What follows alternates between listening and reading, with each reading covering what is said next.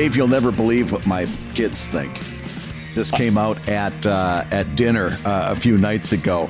We're sitting out on the back porch, and my kids go, we were talking, and we've decided we're placing bets. And I said, well, what are you placing bets on?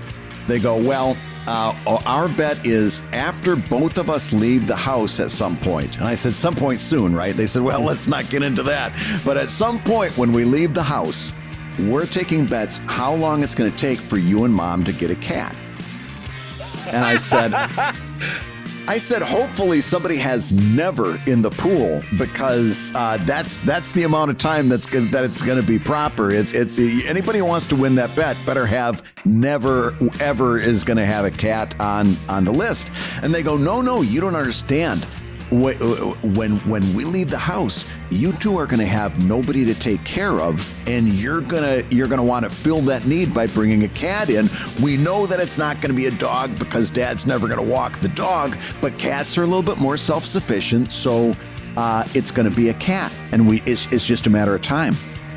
And I looked at my wife, and my wife looked at me. And we took about a half a beat, and then we just started laughing hysterically. and they're like, you think it's not going to happen, but it's going to happen. And I said, here's where you're wrong. You seem to think that we relish taking care of other people.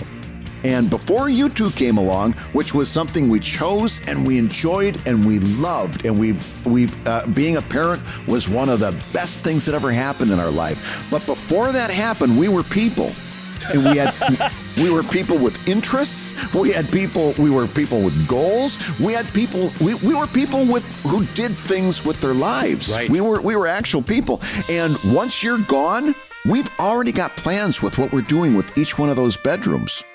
They're not going to stay bedrooms. They're going to be turned into other things. We're going to be those people again, and you're going to be welcome to visit those people, but those people are not going to have a cat. And both of them, their chins were on their chest, right? They're wide-eyed, open, agape mouths. What do you mean? And I said, here's the thing. We've loved being parents, but after you're gone, I'm not looking for another ass to wipe. I will have very happily taken that part of my life and said, that was great, I loved it, but I'm going to go back to doing my own thing again.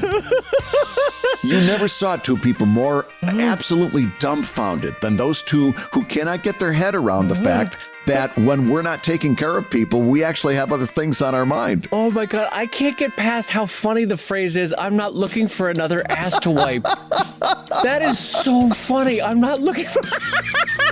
Can I tell you what's funny? That's funny about two things. Yeah. A, it's funny because that phrase is just funny and it caught me off guard. Secondly, it's funny because you are such a non-pet owner that you think pet owners are running around wiping their pets. I don't know what else you're doing. I'm sure there's other things that happen. There's other tidbits I don't need to know. I don't know what you're doing. Yeah, it's got to be something.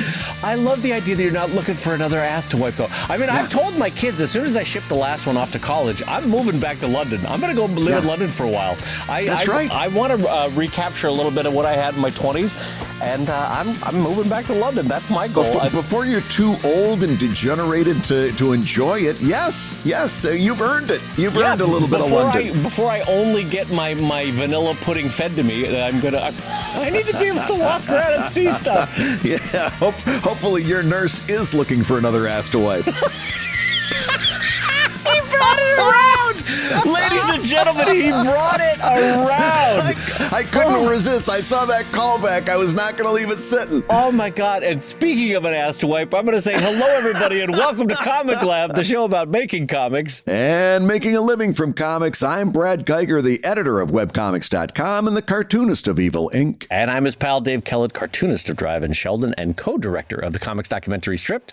And this week's Hour of Comics Advice is made possible by your support at patreon.com/comiclab. So Dave, let's talk comics. Let's talk comics, my friend. And let's talk specifically about a bit of news that I think could actually be a bit of a meaty topic for you and I. Oh, yeah. And I wanted specifically to talk about Gannett newspapers, or Gannett. It's Gannett, right? It's Gannett. Gannett. I've always pronounced it Gannett. Yeah, it's like Gary Gnu. You got to say the Gannett. All right. So, boy, what a dated reference that was. Gary Gnu is good news with Gary Gnu. Two guys in their 50s. All right. Anyway, so the Gannett newspaper chain, which is headlined by USA Today, and they own a bunch of I would describe them as regional mid-sized papers, kind of like, the Tennessean or whatever it is, like big for its region papers. Right. They own 200 titles, and they have made a move in the last week, and we kind of saw the writing on the wall. They're basically consolidating what nationalized content can be sent to the local or regional newspapers so that they only have to produce 15, 20 pages of local content.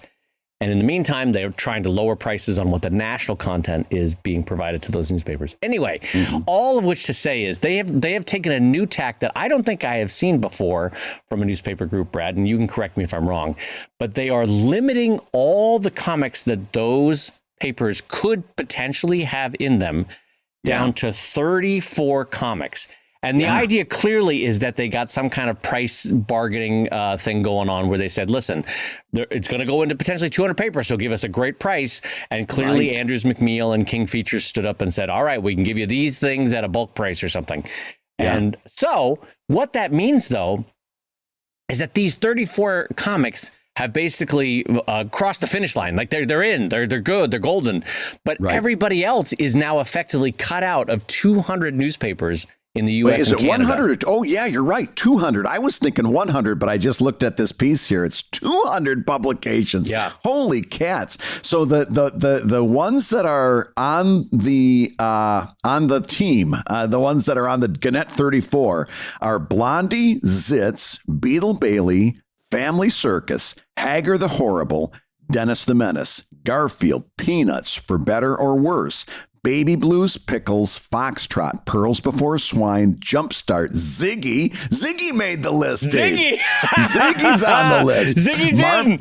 Yeah. Marmaduke, Non Sequitur, Crabgrass. Thank goodness for Crabgrass. Crankshaft, Luann, Baldo, Frank and Ernest, The Born Loser, BC, Wizard of Id, Close to Home, Argyle Sweater, Mother Goose, Rose's Rose, High and Lois, Mutts, Curtis, Shoe, and the Lockhorns.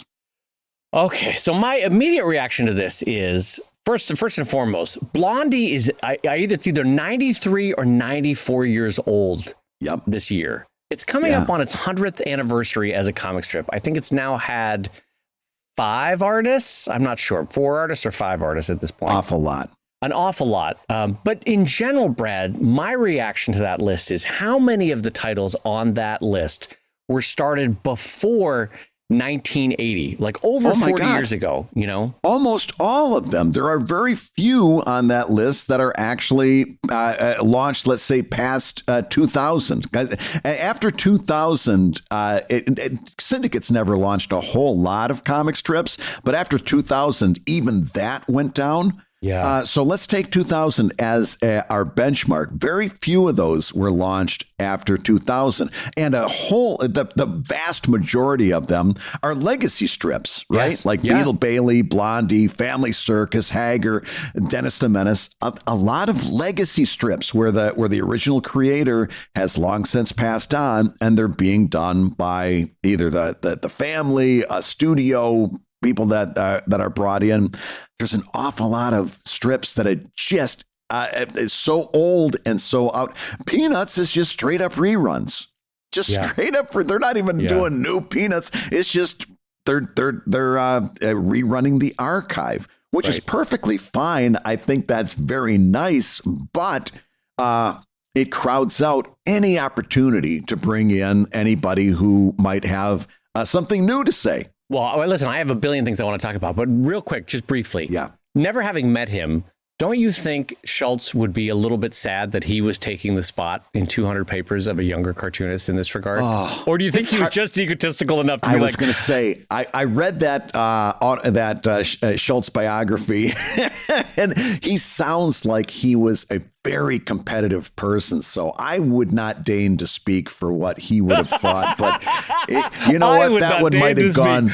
Yeah, that one might have gone either way.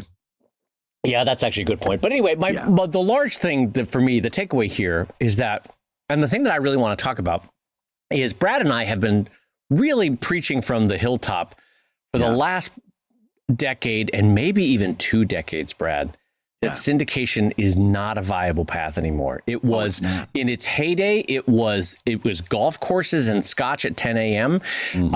For about 30 years, you could build an amazing career. For about 50 years, you could build a great career, right? For about 60 years, you could build an okay career, just in terms of widening out the range that we're talking about, right? Yeah. But in the last 20 years, the writing has been on the wall that this is a dying way of making comics, syndicated comics. Yeah. And however, up until I read this news about Gannett, I was still thinking, you know what? It's still possible for a few really amazing strips like Wallace the Brave or Crabgrass or Phoebe and Her Unicorn to slip in. Like there's still hope every 5 years or so for something new to slip in. But I will tell you, Brad, in a way that I'm finding kind of heartbreaking, this news to me feels like there is absolutely 0.000% hope now of anybody new breaking into syndicated comics. Yeah. Well, I tell you what, I think you're way more optimistic than I was. I said 0%. How is that optimistic? No, as far as the part where you said that you for a while there, you thought that somebody could actually have a career. Right? Anybody that signed a syndication contract after 2005 or so, I was really questioning what their game plan was. Right. It doesn't mean that I was right or I was wrong, but I was like, what are you thinking? The writing is on the wall, and it has been for a long time. Newspapers are going one direction, and it's down. And those are the people that you want, that you're basing your career on. They're not going to come back. Right. It's not going to cycle around. It's a death spiral. And the only thing that I can say, especially with some of the comics that you mentioned, I think that the silver lining is that those contacts they made at syndication through the syndicates, some of those folks are going to be able to pivot to children's books, middle grade graphic novels, YA graphic novels, stuff like that. I think they're going to be able to make that pivot, and that pivot is going to be eased by the contacts they made through the syndicates. But like, you take a lot, if let's say your comic isn't necessarily a really good fit for that market, and you can't make that pivot. What happens to you then? I think it's a real dire forecast. Yeah, no, if you're making like a political-esque type comic strip, of which like Doonesbury-esque type thing, Canderville, that type of thing, you cannot pivot that to be a young adult audience. If you're making something like a Wiley Miller's Non Sequitur, that doesn't pivot to... Yeah, so I take your meaning, because a company that has had a very storied and successful career, Anders McMeel, they cut their teeth as a syndicate. But if you've been following what all their creators have been doing for the last 10 years, Stefan Pastis, Mark Tatuli, all those creators have been pivoting to making YA...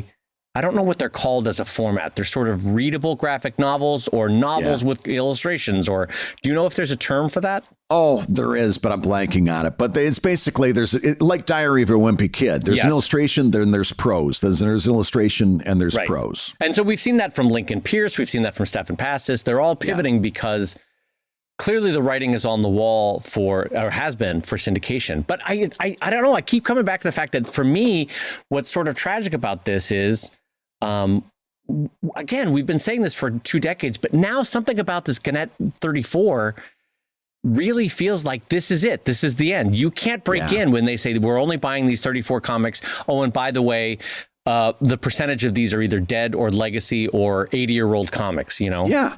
And so the first thing that I did in trying to prep for the show is how many daily newspapers are there? Right. And the fact of the matter is, I can't get a clear answer, right? The one source that I was able to find that was kind of accurate said 1,200 in that zone. That was a number from 2018. Oh, no. Course, before the pandemic, yeah. Right. That's pre-pandemic numbers. So you know that it dropped drastically after that, right? And so let's just say for the sake of argument that it's a nice even 1,000. Just so we can do our math right? That's 20% of the newspapers, if you take that estimate, that are available. That's a really big chunk. And you've got, as a cartoonist, you've got it who didn't make the list. You've got to make your career out of that remaining 80%, knowing full well that you're going to get one here and one over there. These folks have 20% sewed right up. Right. It makes it all the more hard to make your career on the remaining 80%. And also knowing that if you're not already in those 80%, if you're not already on those pages, you're probably never going to get there because those folks are terrified of making a change to their comics page. Yeah. I mean, and look at the potential for growth. So even if they get into those remaining 800, what does the future hold for newspapers? Well, it's not like they're making more of the greatest generation or boomers. Those people are losing their vision or dying. And frankly, Brad, who our age or younger, I'm being sincere and I'm not joking around, who our age or younger are taking a newspaper anymore? No one, that audience is not growing is what I'm saying. So that 1,000 is going to be 900 and then the year following is going to be 800 and then the year following, because all of newspapers are realizing what McDonald's realized 60 years ago is that they're not in the hamburger business. McDonald's is in the real estate business. You know what I mean? And newspapers now are no longer in the content business. If you're a venture capitalist or if you're someone that is a buyout king, you're going into newspapers because they're in the real estate business. They own facilities. They own great land. They're usually downtown or they have great distribution centers.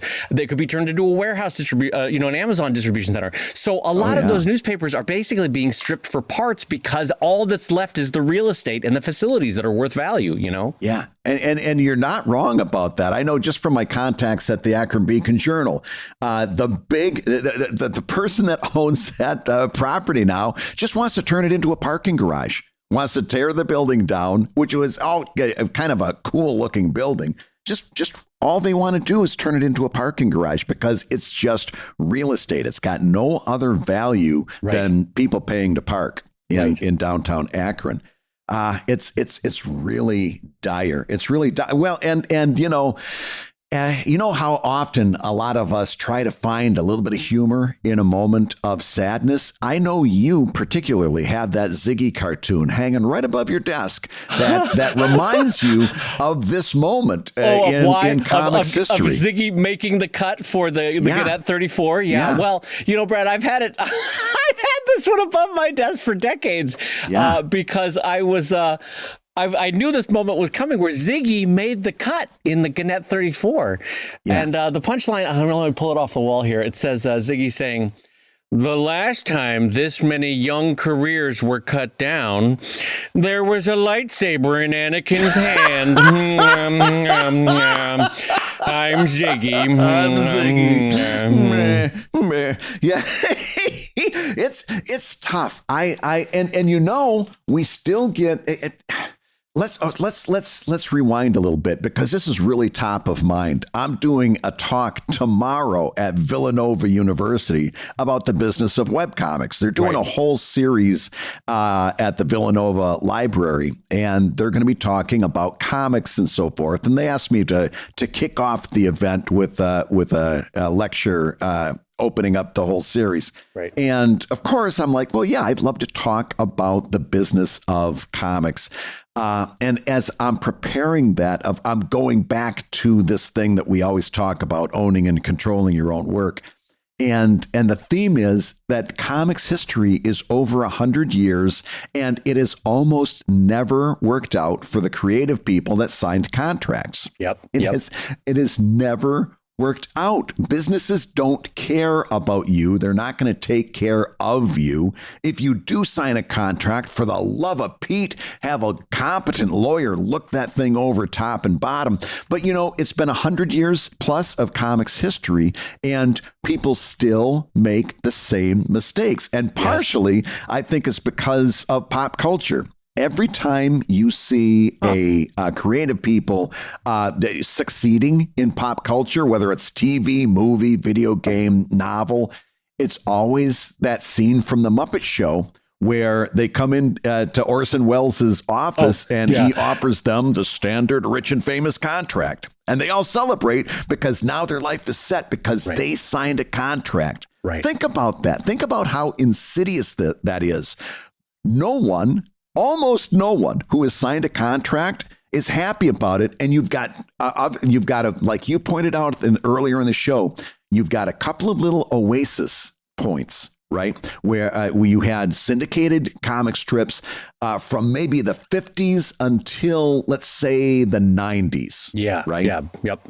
Where it was really lucrative. It was very lucrative. You signed one of those contracts, and if you played your cards right, you could generate actual wealth. The only problem is all those folks, all those creators kind of had one thing in common. If you take a look at any photos from the NCS from those days, all those creators had one very, very important thing in common, Dave. They looked like you and me. Yeah. They were all of the same subset. So if you weren't that group of people, then you weren't necessarily included in that. Right. And then other than that, the only oasis point that I can find otherwise is Image Comics, which was creator owned, right? Robert Kirkman created The Walking Dead for Image under Image Comics. If he had done that for Marvel, he'd be another name on GoFundMe. Yeah. Right? Yeah. So what my point that I'm going to make in this speech that I want to bounce past you is it's never been smart to sign the contract. Almost never been smart to sign the. Jack Kirby should have never signed the contract. Yeah. Simon and Schuster should have never, or Siegel and Schuster. Simon and Schuster. No, Simon and Schuster I'm going to make that mistake tomorrow too. But Siegel and Schuster should have never signed the contract. Yeah. All these people, and yet, what's one of the most popular questions we get on Comic Lab? How do I land a Webtoons spot? How do I land a Webtoons contract? Yeah. It's the same thing. 100+ years of comics history of this never working out, and they want to know how to get a contract on Webtoons. Yes. Yeah, and it breaks our heart because this same question we were answering 10, 15 years ago on Webcomics Weekly about syndication. How do I get on a syndicate's radar? And we were like, don't do it. Trust us. This is a dying medium. Don't do it. And we were getting asked that question even then by people who they themselves did not have a subscription to their local newspaper. Right. And they don't understand why the newspaper doesn't have money to buy comic strips. They themselves don't have a subscription. Right. And listen, all the parameters of why we wave you off of Webtoons or Tapastic are different than syndication, but the idea is the same, is that you will not end up being happy 3 years from now, 5 years from now, 10 years from now, if you go the Webtoons route versus owning and controlling your own route. I mean, look at the differences. Why does Jeff Smith get to afford that beautiful studio in Ohio that I loved to visit that one time? It was great. Beautiful space. It's because he owned Bone. Why do the Teenage Mutant Ninja Turtle guys, why do they get to have those great houses? It's because they own TMNT. It's like they follow the through line. The people that had success in the last 100 years, true success, where they got to write what they want, they created things that brought them joy, and they made a sustainable living decade after decade after decade. It's because they owned and controlled it. Now compare that to the guy who created Wolverine. Well, I can guarantee you that hasn't been going great, despite 7 movies or whatever it is. The guy that created Ghost Rider, similar.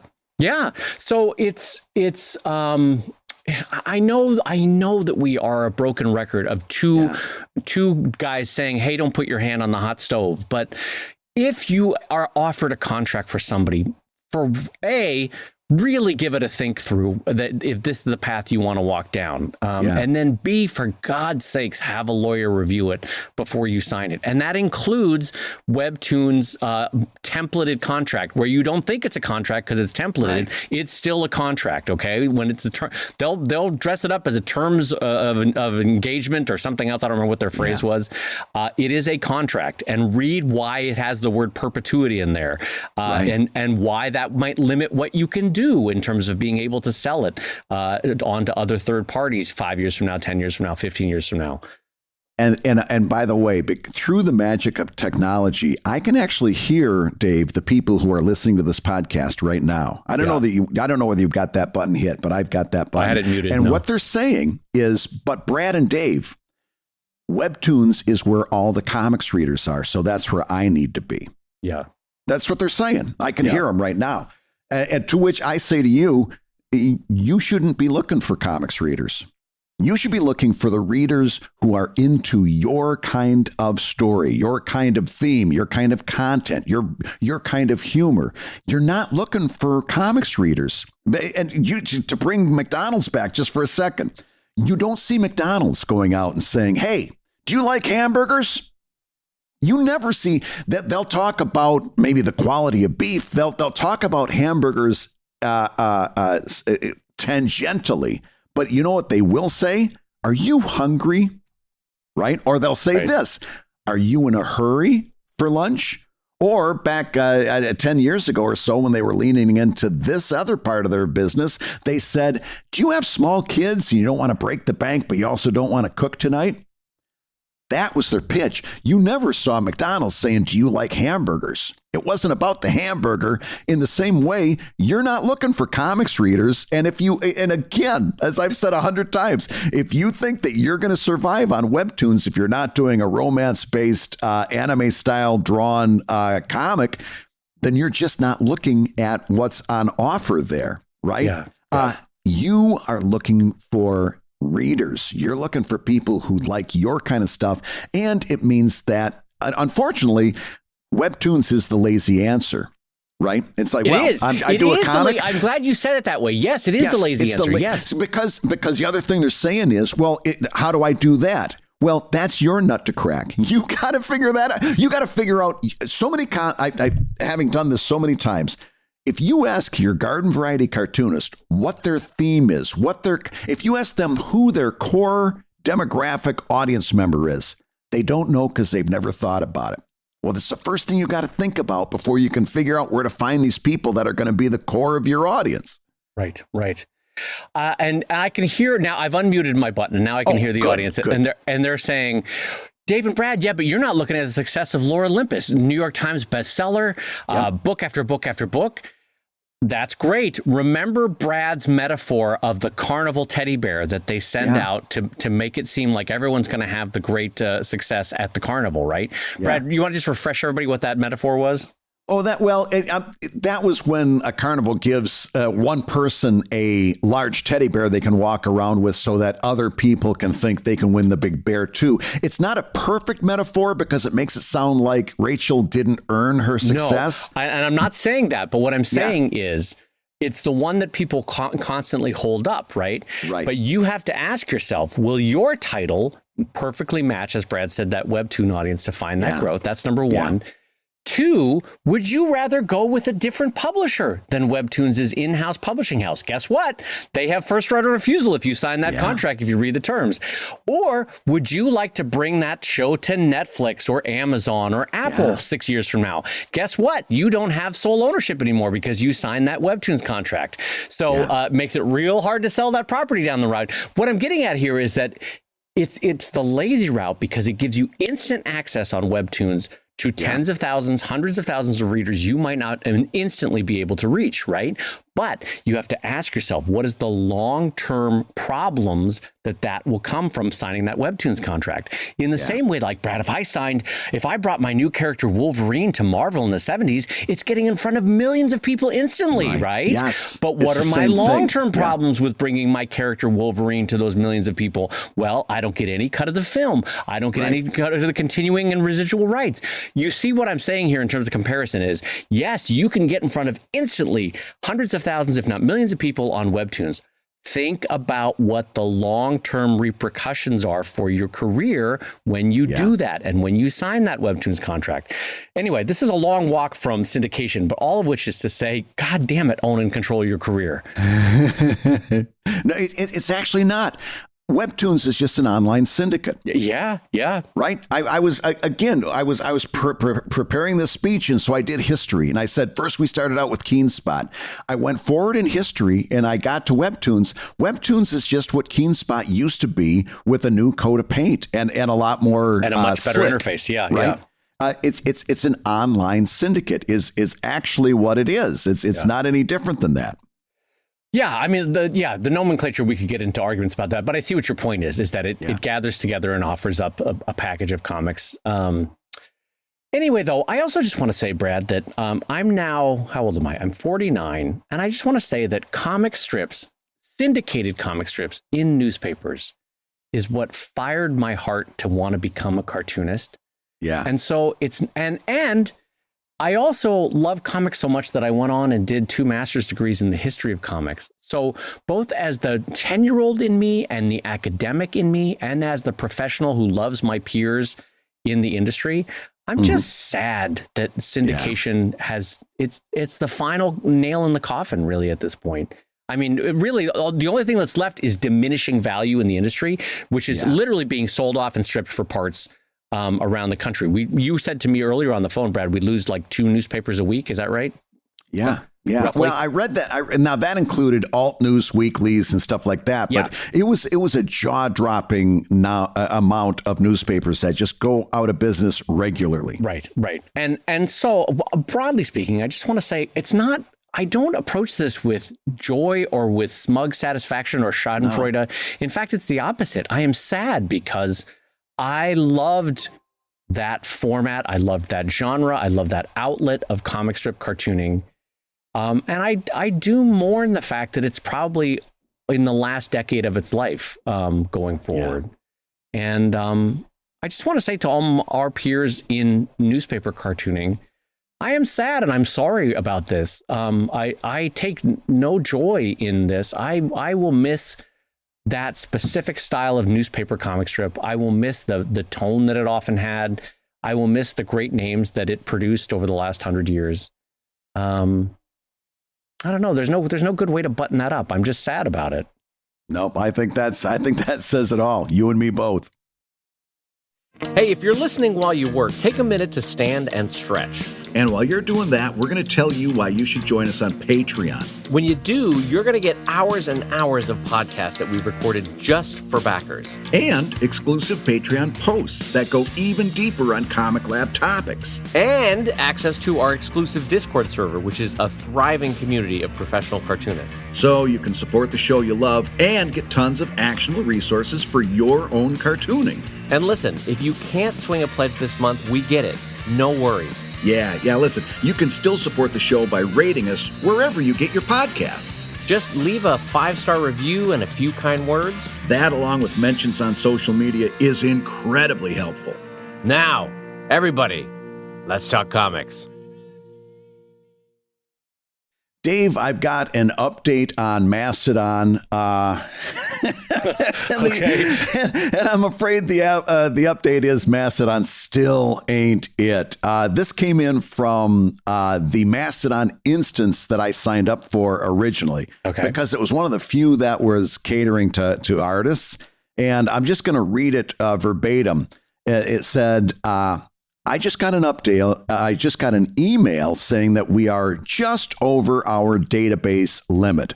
Normally, I would just up the hosting plan for the next little bit per month. But the bad news is that the next tier for hosting is $190 a month. As of right now, with a few more contributions, we will hopefully be able to afford October's hosting. After that, though, we will need to consider a more robust contribution system. I'm telling you, This is a huge indication that you should not be putting any amount of time, in my opinion, behind Mastodon. I've been doing all of them because at this point, if I'm going to post a 2, I might as well have them all up on all the tabs open on my desktop, and I just post to all of them at the same time. So I'm posting on Twitter, and then I'm posting on Threads, on Blue Sky, on Mastodon. I experimented a little bit with Hive and what's the other one? But the 3 newcomers that are kind of front runners. Mastodon gives me by far the least amount of engagement, the least amount of return on investment for any post that I make, whether it's an art post, a conversation starter, a commercial, creative, any of the 4 C's. The rock bottom amount of engagement, and they want me to pay for it too. Holy cats! I'm telling you, Mastodon ain't it. Yeah, it's. I mean, listen, as a society, let's talk about this for a second. Like, all of us hate corporate control of social media. We all agree that there's a million things that are wrong about that in terms of when it's profit driven. The only 2 other options are either making a social media a form of a public utility where somehow a shared tax base is funding a communication platform. And in the US, that probably ain't going to happen. You could say, well, it sort of happened with AT&T back in the day. No, it wasn't really. It was federally controlled, but it was still private money that was running AT&T. Yeah. And so we can all just agree, just constitutionally, that won't work in the U.S. to have government funded. And so the only other option is a sort of non-profit-y type structure like a Wikipedia or a Mastodon, or, I'm trying to think of other, shared, distributed, funded. Wikipedia is the best one that comes to mind. And yes, it can potentially happen. But right now, it sort of feels like community theater that's struggling for money all the time. It's like, guys, if we just get $100 more, we can have costumes this year, that kind of thing. And I don't know how it transitions from the Mastodon that we see now into a slightly more centralized, a la Wikipedia type funded format that doesn't feel so local that it's like, guys, we need $3 or we lose all of our posts, that kind of thing. Yeah. What do you think, Brad? I mean, what do you see the route for a Mastodon type system? Oh, I don't think it works. I don't think I don't see any route. I do not see this working. Just because. So here's the deal. Just because Twitter is bad does not make Mastodon good. Right? I mean, we all agree Twitter is horrible. Oh, yeah, that's a really good agree Facebook is terrible. We all agree Instagram is terrible. And we agree that given enough time, Blue Sky and Threads is going to be equally terrible. Right? They all trend towards the same place. That does not mean that Mastodon is good, because somewhere in between there, I need to be able to reach potential readers. I need to be able to engage. Right.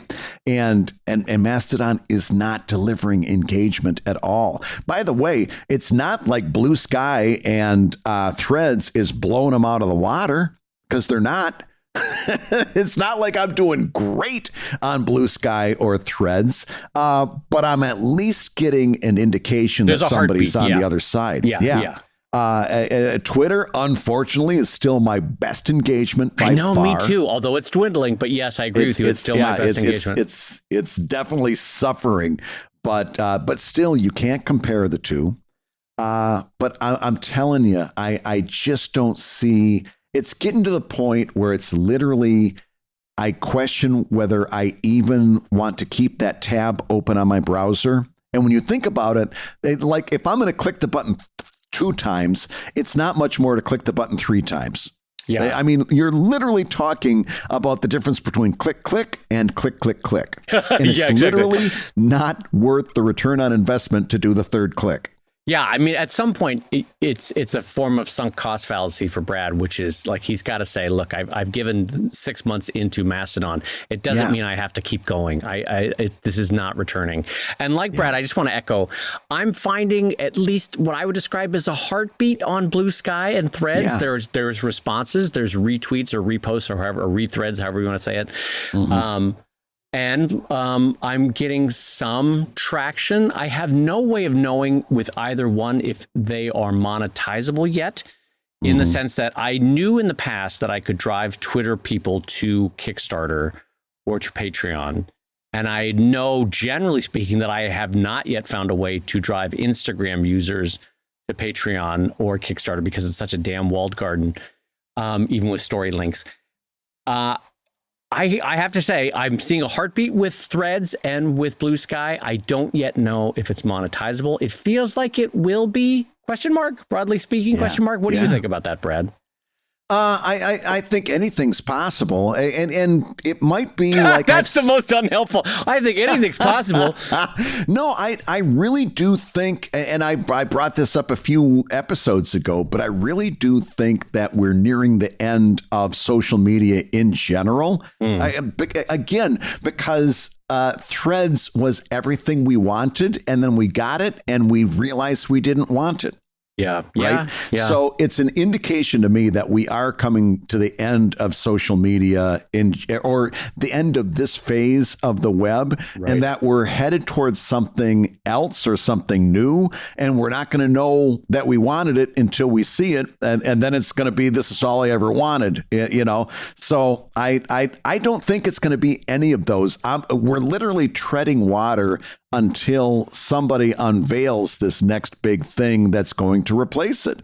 And I wish I knew what that was. If I knew what it was, I'd start investing in making it right now. But we're really at a crossroads in terms of web publishing. And I think social media is dwindling. I think we're over it. I think everything that social media promised us has turned out to be, they've drained every bit of that out of it in favor of profits. And I think we're at a crossroads where we're trying to figure out what the next thing is. I agree with you. And I like the phrase that you used, that we're treading water. That very much feels like when I'm retweeting the same comic on Blue Sky, on Threads, on Instagram, on Twitter, and on Reddit. I'm like, oh yeah, I don't feel like, things are getting better. You know what I mean? There's a small modicum of that with Blue Sky and with Threads that, maybe there's still growth. Maybe we haven't reached the ceiling yet. But with Reddit and Twitter and Instagram, I feel like I know what the results of this are going to be, you know? Because like even Reddit, which I love because it allows for links out and stuff, and has a very visceral and strong response when you post to Reddit if you find a certain success. Even there, you can find the link that you've posted way not downvoted, but just not upvoted. Like, people don't give a shit, you know? So not only don't give a shit, but they actively dislike it. Like, I would take ambivalence. Ambivalence would be great. This is active, like negative emotions when you post a link. It's against the ongoing cultural climate of Reddit. Yeah. And it's very much 18-year-old guy energy of like, I'm not, what are you, a corporate shill? What are you doing linking out? And you're like, darn it, come on, I'm just an artist trying to share my stuff. But it's how it gets done. Yeah. It's how I'm able to come back and do it tomorrow. Well, Brad, let's jump into our next question. And this comes in over at patreon.com/comiclab from KVH. And KVH writes, so with the talk you have had about the importance of a website, and we have, why haven't you two made a website for Comic Lab? You each have your own website, of course, and you direct people to download from various sources and to leave reviews. But how come no base site that at least tells people who you are, what you do, and what you can do for them, or what they can do for you, i.e. Patreon and Comic Lab merch? It looks like you have the domain comiclabpodcast.com as a redirect, but Brad, why no website? That's a great question. It's a great question. I've got a great answer. We're not podcasters. Oh. We're cartoonists. That's not what I expected you to say. All right. Yeah, keep going. No. We're not podcasters, we're cartoonists. And all of those things that you said are absolutely right. Those are all things that we should do if we were podcasters. But I'm running a full-time career with my stuff. Dave is running a full-time career as a cartoonist with his stuff. And for either one of, we've already got what we do so far. We have a division of labor. I do certain things. Dave does certain things. And we're at our limit. We're at maximum. And if we were to take on more stuff, either one of us, we would have to do less stuff for our actual businesses. And that's what I really want to talk about here, because it sounds like it's a flippant answer. Well, I'm not a podcaster. No, it's actually existential for what we do. Ooh, what do you mean? One of the reasons that Dave and I have been able to survive this long is that we know what we are and we know what we're not. Oh, I see what you mean. You're saying what we are is cartoonists. As much as we love the podcast, as much as we enjoy doing it, but the focus has to be and always will be on our cartooning. You're right. To a vicious degree, to a brutal degree, we have to make those decisions, right? I cannot allow myself to get in the weeds on doing Comic Lab, because I start to fall behind on my work for Evil Inc. and all the other stuff that I do. I literally cannot allow myself to get distracted by that. All of these things are absolutely right. But I'm not going to take the time to do them. I'm not going to ask you to do them, because we're not podcasters. The reason we do the podcast is very simple. We love sharing the information. We love talking to each other. We love joking around. It has to generate a certain amount of income, or else.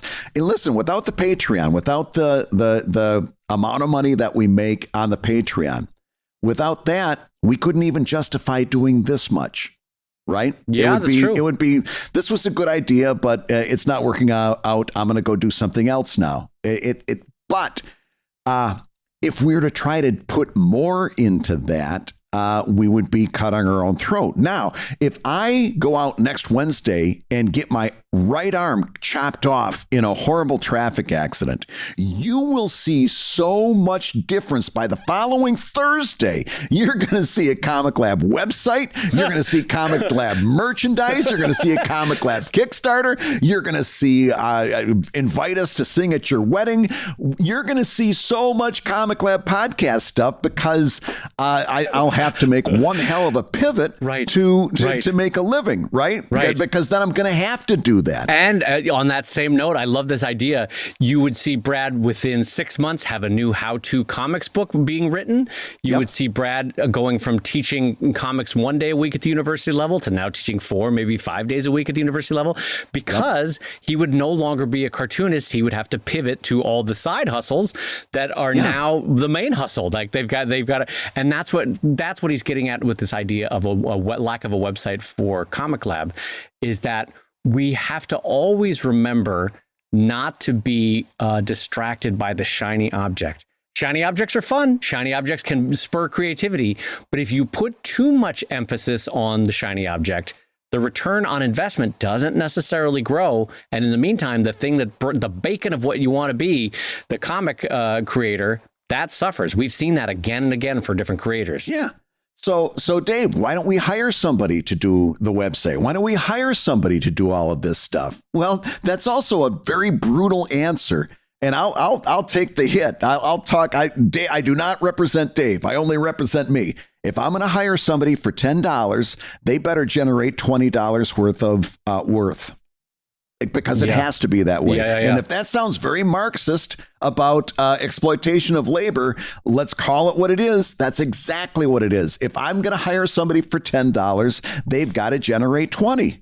And that's not going to happen with a website, right? That's not going to happen with any of this stuff.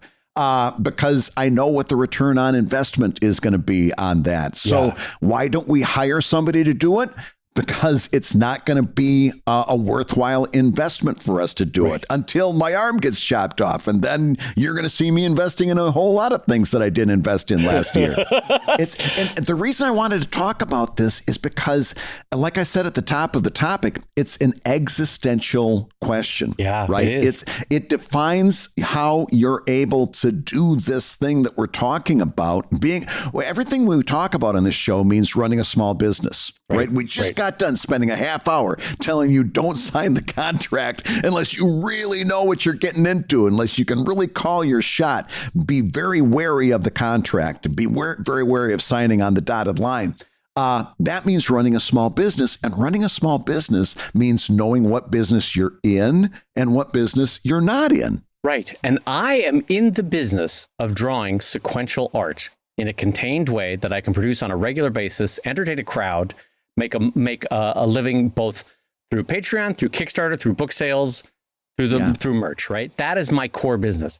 And so if I start saying to myself, oh, well, Brad, I got to start doing voiceover for comics, or I got to start animating my comics, or I've got to start doing live blogs or video blogs about how I create my comics. All well and good, all fun to do individually. They are all, each one of them, a shiny object. And if you allow them, they will distract you from the core task of your business.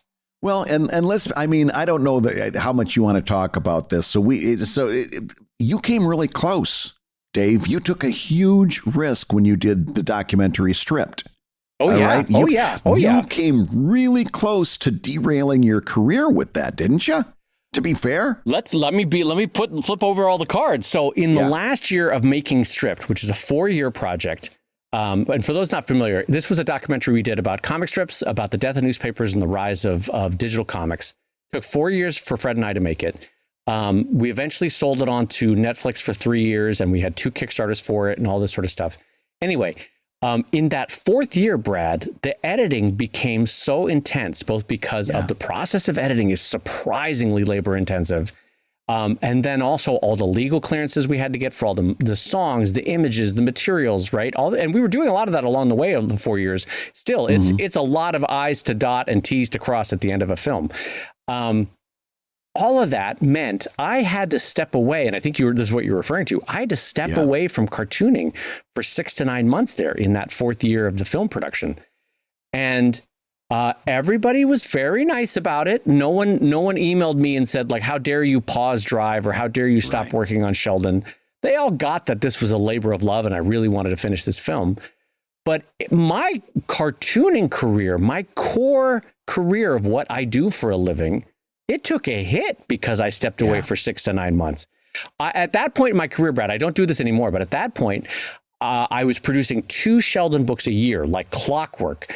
I would do one for Christmas sales and one for San Diego Comic-Con sales in summer. So every 6 months I had a book, roughly about 120 pages, black and white Sheldon book.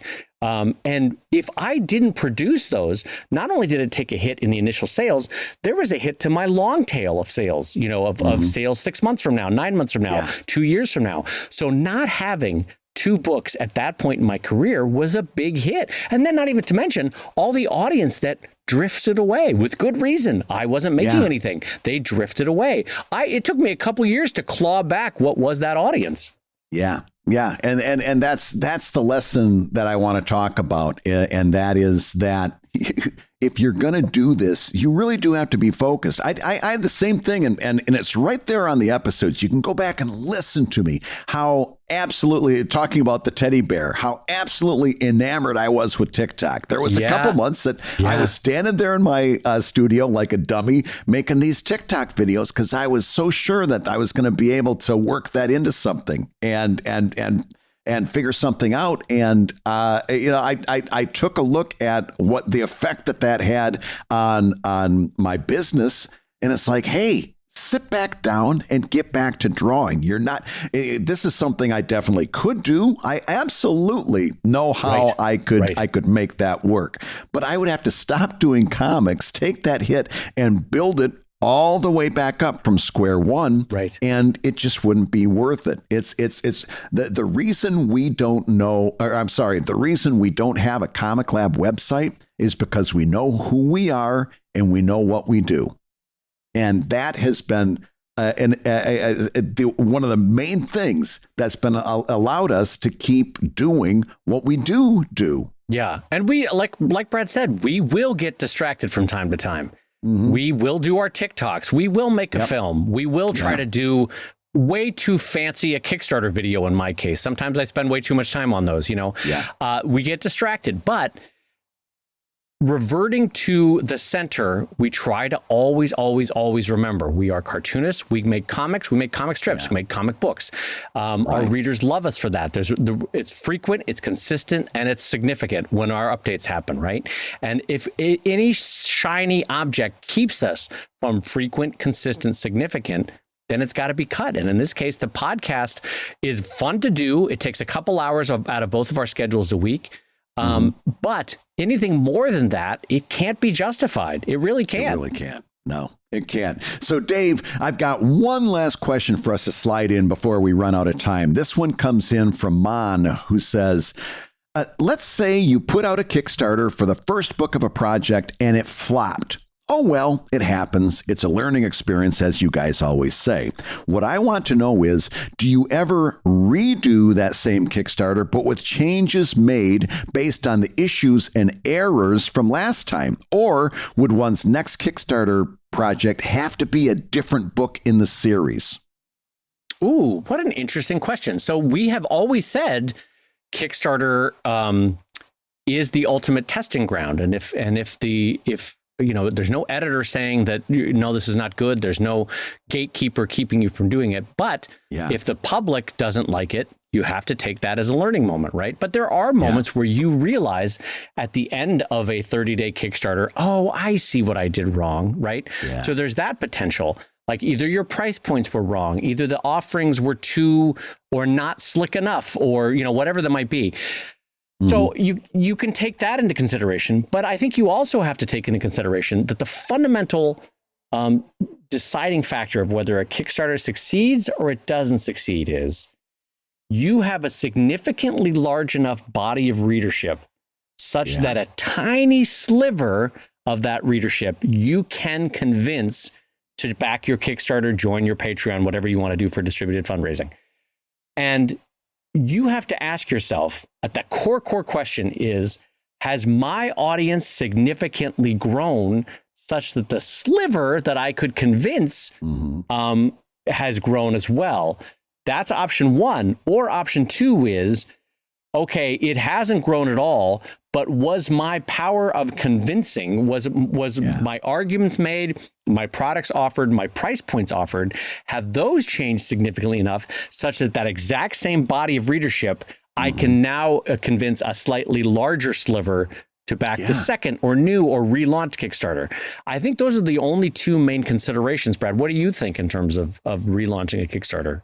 Well, you actually made me rethink my answer, because when I saw this question come across, my knee-jerk response was, well, of course you relaunch the Kickstarter for the same book.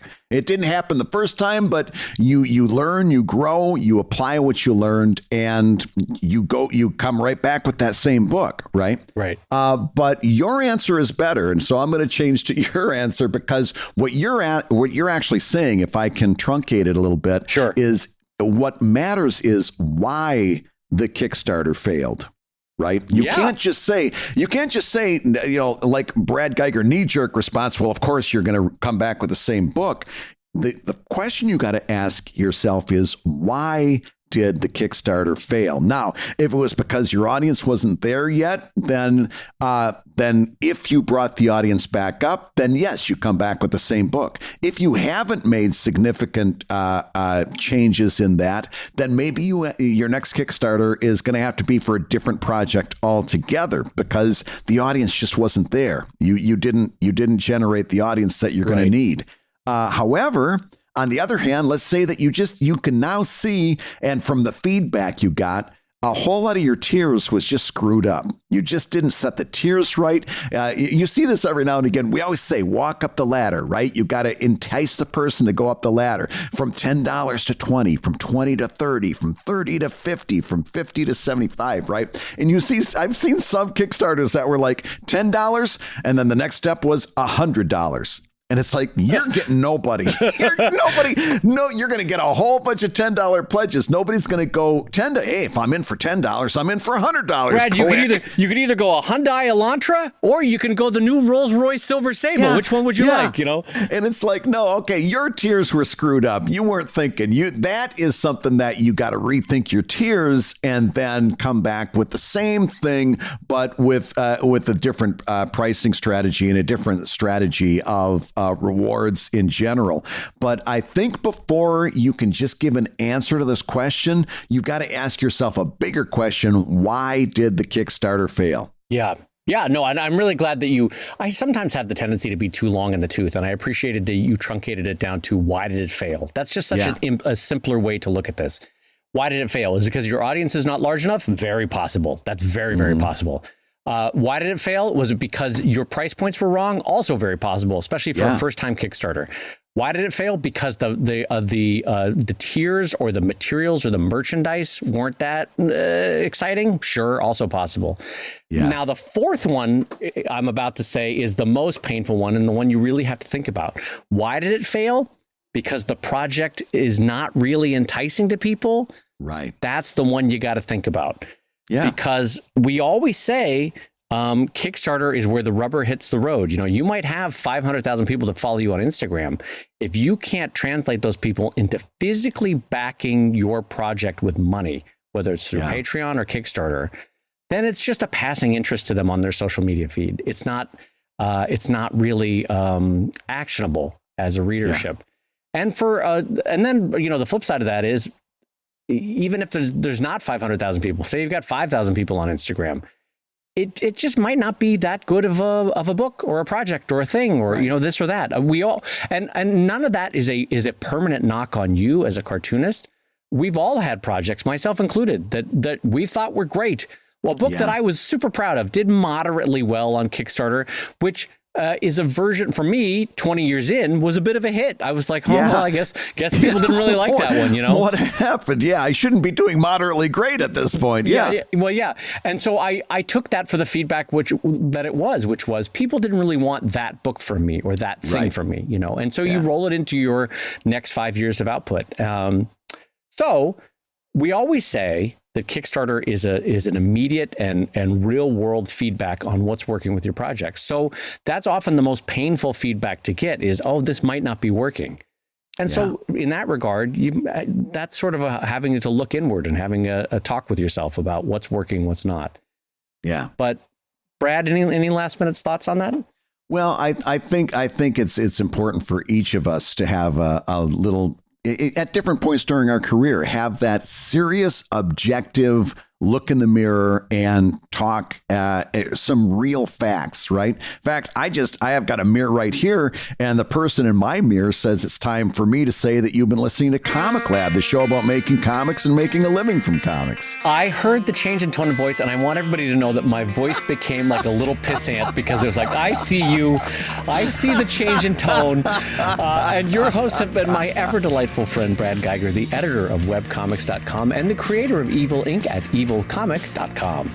And my good friend Dave Kellett, the co-director of the comics documentary Stripped, and the cartoonist of Sheldon at sheldoncomics.com and Drive at drivecomic.com. And you know what, just something to think about. Since we were talking about Stripped today, I should mention that just this week, Fred and I, my co-director on Stripped and we are finally winding down the S Corporation that we incorporated in California to run and control that film. So it had a wonderful 7 or 8 year lifespan, and now that corporation, that project is going to bed, and I thank Stripped for what it's like Marie Kondo. I'm thanking it for what it gave me, and I'm moving on from it.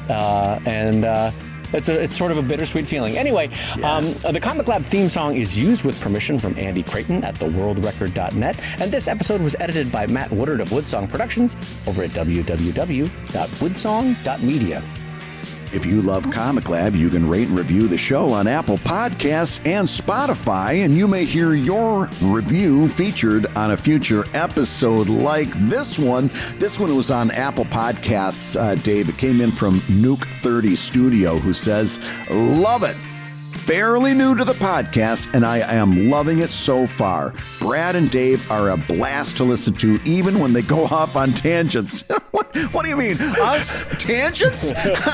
We're always very focused around here. Going back to the quote, so far it has been a very informing and inspiring podcast for me, and I hope they never stop. Thanks to Comic Lab, I feel I have been inspired enough to start working on a webcomic again. So far, I have made the most progress on a project I ever have, and a large part of that has been thanks to listening to Comic Lab. Keep up the amazing work. That I got to tell you, that means the world to us. Thank you for those kind words. And if you have kind words, do share them over at applepodcast.com or applepodcast.com. That's not the link. I don't know what the link is. Go to Apple Podcasts and leave a review. Figure it out. Spotify, the 5-star review, very appreciated. And on that note, I will say Comic Lab is made possible by your support over at patreon.com/Comic Lab. So I'll go ahead and say that like Ziggy, who's reporting in saying, I can't believe I made the Gannet Dream Team. The only dream I normally have is sleep paralysis. I'm Ziggy.